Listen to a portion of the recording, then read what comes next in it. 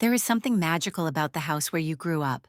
I still remember walking through our three-bedroom ranch in the suburbs of Denver, Colorado, feeling that sense of home that only childhood memories can create. For the past 4 years, I have been paying my parents $600 every month to help them keep that house. I thought I was being a good daughter, helping the people who raised me maintain the place where we made so many memories. But sometimes the people we love most can surprise us in ways we never saw coming. That surprise came on a rainy Tuesday morning in March. Before I tell you what happened that morning, let me know in the comments where you are watching from. And if this story sounds familiar, hit that like button and subscribe for more real family stories. Trust me, you will want to hear how this plays out. My name is Natalia, and at 28, I thought I had my life figured out. I work as a marketing coordinator for a tech startup in downtown Denver, and while the job is demanding, I love the creativity and energy of the industry. My parents, Robert and Linda, are both in their 50s. Dad retired early from his mechanic job due to back problems, and Mom works part-time as a receptionist at a dental office. Our family home is a classic 1985 ranch-style house with cream-colored siding and a red brick chimney. It sits on a quiet street, lined with mature oak trees, and every fall, those trees turn the most beautiful shades of gold and crimson. This is where I learned to ride my bike, where I had my first heartbreak, where I felt safe and loved. When I turned 24 and finally landed a stable job, I offered to help my parents with their mortgage payments. They were struggling a bit financially, and I wanted to give back to the people who had given me everything. But there has always been one complication in our family dynamic, and his name is Marcus. My older brother is 31, married to a woman named Jessica, and they have two children, Emma, who is 7, and Tyler, who is 5. Marcus has always been what people call the golden child. Growing up, he could do no wrong in my parents' eyes. When he dropped out of college in his junior year, it was because the professors did not understand his creative vision. When his first business venture failed, it was because his partner betrayed him. When his second startup collapsed, it was due to market conditions beyond his control. Meanwhile, I was always expected to be the responsible one. Good grades were not celebrated, they were expected. My achievements were met with a nod and a comment about how I should keep working hard. When I graduated college with honors, the family dinner conversation centered around Marcus's latest idea for a food truck business that never materialized. Marcus currently finds himself between opportunities, which is the family's polite way of saying he is unemployed. Jessica stays home with the kids, and from what I have observed during family gatherings, she has developed a sense of entitlement about receiving help from others. She often makes comments about how families should support each other, usually right before asking for some kind of favor or financial assistance. That Tuesday morning in March, I was getting ready for work when my phone rang. Mom's voice sounded unusually cheerful, which should have been my first warning sign. "Honey, we need to talk about something important," she said. "Your brother and his family are going through a rough patch right now. Marcus has been looking for work, but you know how competitive the job market is these days. Jessica is overwhelmed trying to manage everything at home with the children." I sat down on my bed, already sensing where this conversation was heading. "What do you need, Mom?" "Well, we have decided to let them move in with us temporarily, just for a few months until they get back on their feet. It will be good for the kids to spend time with their grandparents, and we can all help each other out." My initial reaction was actually supportive. Despite our complicated family dynamics, I do love my brother and his children. I know what it feels like to struggle financially, and I understood that sometimes families need to come together during difficult times. "That sounds like a good plan," I said. "I am sure having everyone under one roof will be helpful." "Oh, I am so glad you understand, sweetie. You have always been so mature about these things." There was a pause, and then she continued with what sounded like carefully rehearsed casualness. "And since we will have more people in the house, the utilities are going to go up quite a bit. The water bill, electricity, heating costs. Can you bump your contribution to $800 a month?" The request hit me like a physical blow. An extra $200 might not sound like much to some people, but for someone trying to build their own future and save for their own place, it represented a significant chunk of my monthly budget. But what bothered me even more than the money was the assumption that I would automatically agree to pay more while my brother and his family would apparently be living there for free. I found myself agreeing because I did not know what else to say. Sure, Mom, I can do that. You are such a blessing, Natalia. Your father and I do not know what we would do without you. After I hung up, I sat in my car in the office parking lot for 10 minutes trying to process what had just happened.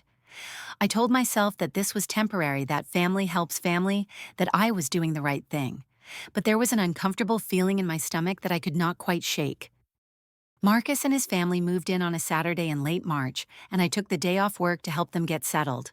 I spent hours carrying boxes and furniture, assembling the kids' bunk beds in what used to be my old bedroom, and helping Jessica organize their belongings in the limited closet space. I tried to be welcoming and positive, making jokes with the kids and offering to pick up groceries for dinner. The changes in our household dynamic were immediate and dramatic.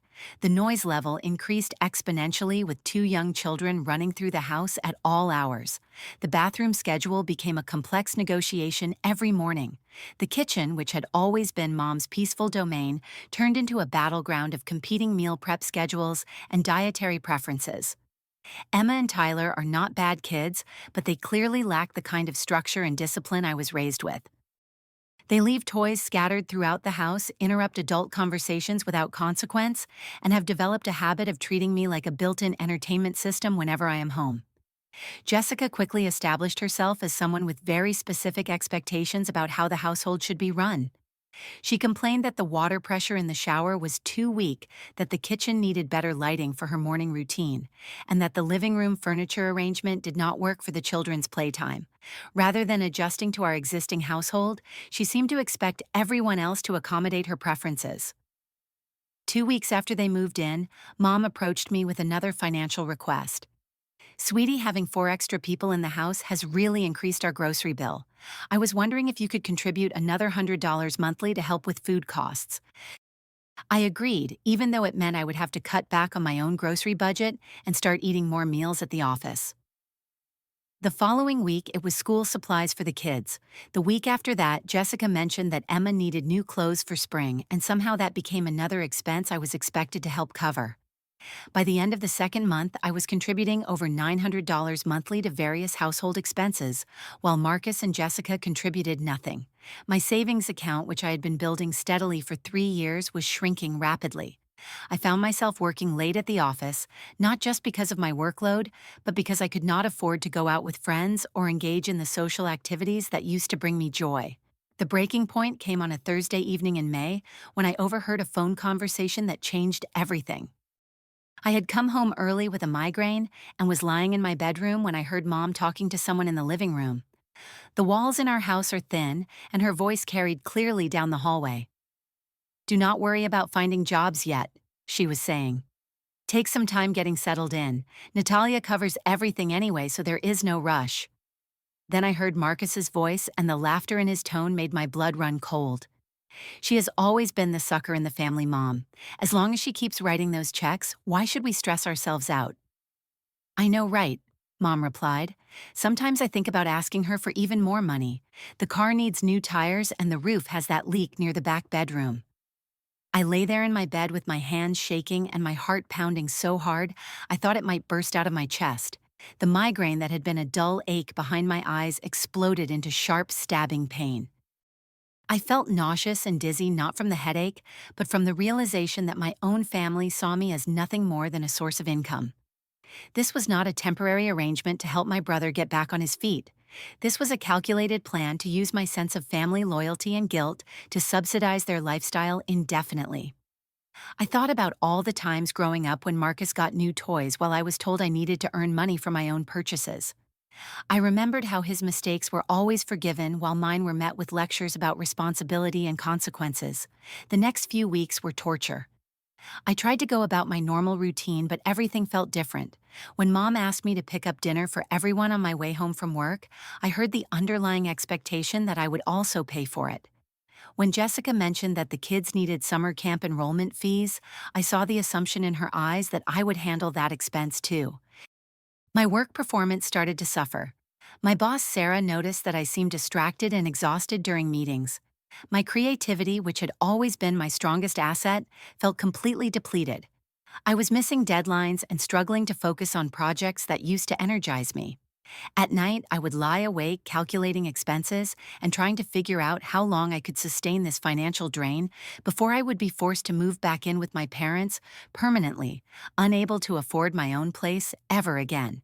The irony was not lost on me that in trying to help my family, I was destroying my own future.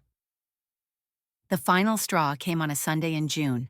Jessica approached me while I was doing laundry and asked if I could babysit Emma and Tyler the following Saturday because she and Marcus wanted to have a date night. "You live here too," she said with a smile that did not reach her eyes. "You should help with the kids sometimes." I explained that I already had plans to attend my college roommate's birthday party, something I had been looking forward to for weeks as my first social outing in months. "Cannot you just reschedule?" Jessica pressed. "Family comes first." When I politely but firmly declined, she went straight to Mom with her complaint. Within an hour, I received a lecture about selfishness and family responsibility. "Natalia, I am disappointed in you," Mom said. "Jessica and Marcus have been under so much stress, and all they are asking is for one evening to reconnect as a couple. You are being selfish." As I stood there listening to my mother defend my sister-in-law's demand that I sacrifice my own plans to provide free childcare while I was already paying nearly $1,000 monthly to support their family, something inside me finally snapped. I realized that I was not helping my family. I was enabling them. And worse than that, I was paying for the privilege of being treated like a live-in servant rather than a beloved daughter and sister. That night, I could not sleep. I sat at my kitchen table with my laptop and my bank statements doing calculations that made my heart sink deeper with every number. Over the past 6 months, I had paid nearly $4,000 in various contributions beyond my original rent agreement. At this rate, I would never be able to save enough money for a down payment on my own home, never be able to build the independent life I had been working toward since college. But more than the money, what devastated me was the realization that my family did not see me as a person with my own dreams and goals. I was a resource to be managed and maximized. My mother, who had raised me to believe in fairness and hard work, was actively participating in a system that took advantage of my love and loyalty. The next morning, I called in sick to work and spent the day researching apartment options online. I found a beautiful one-bedroom place in a neighborhood closer to downtown, with exposed brick walls and large windows that overlooked a small park. Even paying full rent, utilities, and all my own expenses, I would actually save money compared to what I was currently contributing to my parents' household. I scheduled apartment viewings for my lunch breaks that week, telling my family I was taking on additional projects at work that required longer hours. The landlord, a kind woman in her 60s named Mrs. Patterson, showed me through the space and explained that she preferred tenants who planned to stay long-term and take care of the property. "I can tell you are someone who appreciates a real home," she said as we stood in the sunny living room. "This place needs someone who will love it." I signed the lease that afternoon with a move-in date 30 days later. For the first time in months, I felt like I could breathe properly. Over the next few weeks, I began preparing for my departure with the careful planning of a military operation. I used vacation days to shop for furniture and household items, storing everything at my friend Amanda's apartment until moving day. I opened a new checking account at a different bank and had my direct deposit transferred there. I gathered all my important documents, my grandmother's jewelry, and the few family photos I wanted to keep. I decided to time my move for a Tuesday when everyone would be out of the house. Marcus had what he claimed was a job interview, though I suspected it was just another networking coffee that would lead nowhere. Jessica was taking the kids to the park for their usual afternoon outing, and my parents had their weekly grocery shopping trip. Amanda helped me rent a moving truck, and we worked quickly to load my belongings. I left behind the furniture I did not need, taking only my personal items and the pieces that held special meaning. I also took photographs of each room after I had removed my belongings, documenting that I had completely vacated the space. The hardest part was packing up my childhood bedroom, which had been converted back to my old space after Emma and Tyler moved into the guest room. I found my high school yearbooks, college acceptance letters, and awards from various jobs and volunteer activities. Looking through these mementos of my achievements, I felt angry all over again about how my family had consistently minimized my successes while celebrating Marcus's potential. By 5 o'clock that afternoon, I was completely moved out. I returned the truck keys to Amanda and drove to my new apartment where I spent the evening arranging furniture and hanging pictures on the walls. For the first time in months, I felt peace. I decided not to say anything about my move until someone noticed I was missing. That moment came around 7:30 when Mom called my cell phone. "Natalia, where are you? I have dinner ready and you are not home yet." I took a deep breath and delivered the line I had been practicing for weeks. "I do not live there anymore, Mom." There was a long pause. "What do you mean this is your home?" "My home is where I pay rent," I said calmly. "I have not paid you rent for this month because I moved out 3 weeks ago. I now live in my own apartment where I pay my own bills and make my own decisions." The explosion of anger and panic that followed was everything I had expected and worse. Mom started shouting about betrayal and abandonment, about how they depended on my financial contribution, about how family members do not just disappear without warning. "You cannot just leave us like this," she screamed. "We have expenses. Marcus needs time to find the right opportunity." "Then Marcus can start paying rent like I did," I replied. "He is 31 years old with 2 children. It is time for him to take responsibility for supporting his own family. But he is still looking for work. The job market is terrible right now." "Mom, I have been supporting your household for 4 years while building my own career. I never asked for special consideration or extra time. I worked hard, saved money, and contributed to the family. Marcus can do the same thing." The conversation continued for another 20 minutes with Mom cycling through anger, guilt, and desperate bargaining. She promised that Marcus would start contributing soon, that Jessica was also looking for work, that they just needed a little more time. But I had heard these promises before, and I knew that as long as I continued to enable their irresponsibility, nothing would change. When Dad finally got on the phone, I hoped he might be more understanding. Instead, he deployed the guilt tactics that had worked on me my entire childhood. "Your mother is crying, Natalia. She feels like she has lost a daughter. Is your independence really worth breaking up this family?" "Dad, I am not breaking up the family. I am just refusing to be the family bank account anymore.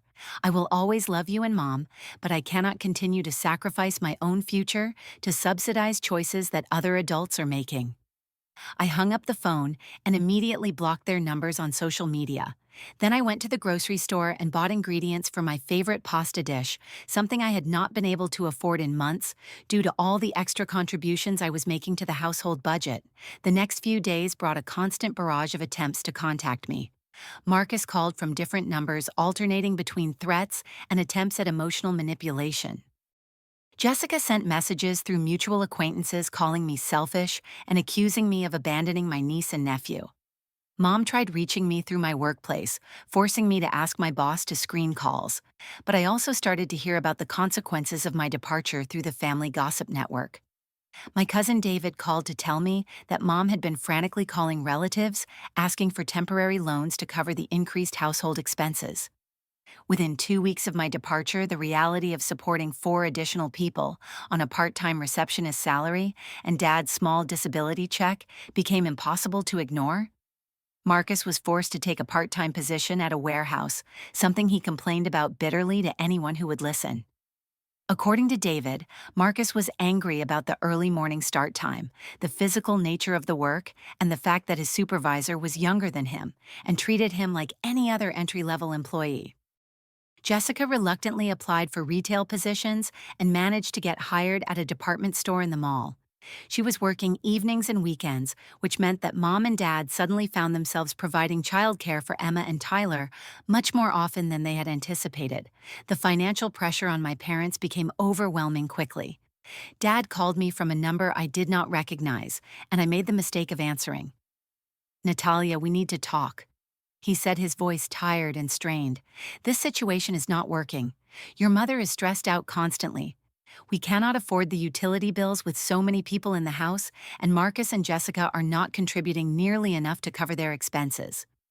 I am sorry you are going through this, Dad, but this is not my problem to solve anymore. Can we meet for coffee? Just to talk." Against my better judgment, I agreed to meet him at a neutral location the following Saturday. When I arrived at the small cafe near downtown, I barely recognized the man sitting at the corner table. Dad looked like he had aged 10 years in the past month. His hair seemed grayer, his shoulders more stooped, and there were dark circles under his eyes that spoke of sleepless nights and constant worry. "You look good," he said as I sat down across from him. "This independence suits you." "Thank you, Dad. I feel better than I have in months." "I owe you an apology," he said, stirring his coffee without looking at me. "Your mother and I got comfortable with the arrangement we had. We stopped seeing how unfair it was to you." "Did you really not see it, or did you just not want to acknowledge it?" He was quiet for a long moment. "I think we did not want to acknowledge it. Having Marcus and the kids here has shown us what it really costs to support a family. Your brother is working now, but even with both him and Jessica employed, they cannot cover their share of the household expenses. What are you going to do?" "We are going to have to ask them to find their own place," Dad said. "We cannot afford to keep supporting them, and honestly, your mother is exhausted from watching the kids so often. We thought we wanted a house full of family, but we had forgotten how much work it is to have young children around all the time." I felt a mixture of vindication and sadness. Vindication because my decision to leave had been proven correct, but sadness because it had taken this crisis for my parents to understand what I had been trying to tell them for months. "I hope Marcus and Jessica can find something that works for them," I said, and I meant it. Despite everything that had happened, I did not wish failure or hardship on my brother and his family. "Your mother wants to call you," Dad said. "She is not ready to admit she was wrong, but she misses you. We both do." "I miss you too, Dad, but I cannot go back to the way things were. I will not be the family safety net anymore." "I understand, and for what it is worth, I think you made the right choice." We talked for another hour, and while it did not fix everything between us, it felt like a small step toward rebuilding our relationship on healthier terms. Over the next few months, I focused on creating the life I had always wanted but had never been able to afford. I redecorated my apartment with furniture that reflected my own taste, rather than whatever was practical for a shared household. I started taking cooking classes on weekends and discovered a love for photography that had been dormant since college. My work performance improved dramatically once the constant financial stress was removed from my life. Sarah, my boss, noticed the change immediately and began giving me more challenging projects that allowed me to showcase my creativity and strategic thinking. 3 months after I moved out, I received a promotion and a significant salary increase. I also started therapy to help me process the complicated emotions surrounding my family relationships. My therapist, Dr. Williams, helped me understand the patterns of manipulation and favoritism that had shaped my childhood and continued into my adult relationships with my family. "Setting boundaries is not selfish," she told me during one of our sessions. "It is actually one of the most loving things you can do, both for yourself and for the people who have been taking advantage of your generosity." "But it feels so hard to maintain those boundaries when I know they are struggling." "The struggle is teaching them valuable lessons about responsibility and self-sufficiency. By enabling their dependence on you, you are actually preventing them from growing and learning to solve their own problems." This perspective helped me feel more confident about my decision, especially during moments when guilt threatened to overwhelm my resolve. After 6 months of limited contact, Mom finally called me on my birthday in November. Her voice was subdued, and for the first time in years, she sounded like she was really listening when I spoke. "I've been thinking about what happened," she said. "Your father and I made mistakes. We took advantage of your generous nature, and we were not fair to you." "I appreciate you saying that, Mom." Marcus and Jessica moved into their own apartment last month. It is small, but they are managing. Jessica is working full-time now, and Marcus got promoted to a supervisor position at the warehouse. I am glad to hear they are doing well. They had to learn to budget and prioritize in ways they never had before. Jessica told me the other day that she finally understands why you were frustrated with us. We talked for over an hour, and while there was still tension and unresolved hurt between us, it felt like the beginning of a more honest relationship. I agreed to come for Christmas dinner, but with clear boundaries. I would arrive after the meal preparation was done and leave by early evening. I would not contribute financially to the event, and I would not be expected to help with childcare or cleanup duties. Christmas Day was awkward but manageable. Marcus was polite but distant, clearly still resentful about having to support his own family. Jessica was friendlier, and she even apologized for some of the things she had said during the crisis period. Emma and Tyler seemed happy and well adjusted despite the major changes in their living situation. They told me about their new school and their smaller but more organized bedroom in the apartment. "We have chores now," Emma announced proudly. "I feed the fish and Tyler helps with laundry." "That sounds like you are both becoming very responsible," I said, genuinely pleased to see them learning life skills that would serve them well. As I drove home to my own apartment that evening, I reflected on how much had changed in less than a year. I was no longer the family safety net, but I was also no longer the family victim. I had learned to value myself enough to demand fair treatment, and while it had cost me some relationships, it had given me something far more valuable: self-respect. The lesson I learned from this experience is that love without boundaries is not really love at all. It is enabling. True love sometimes requires us to step back and allow the people we care about to face the consequences of their choices, even when it is painful to watch. Today I have my own life, my own home, and most importantly, my own sense of self-worth that does not depend on how much I sacrifice for others. My savings account is growing again. I have been able to pursue hobbies and friendships that bring me joy, and I sleep peacefully at night knowing that I am building a future based on my own hard work and values.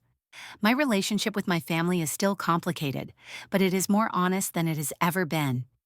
We see each other occasionally for holidays and special occasions, but I am no longer expected to be the solution to everyone else's problems. Marcus and Jessica have learned to stand on their own feet.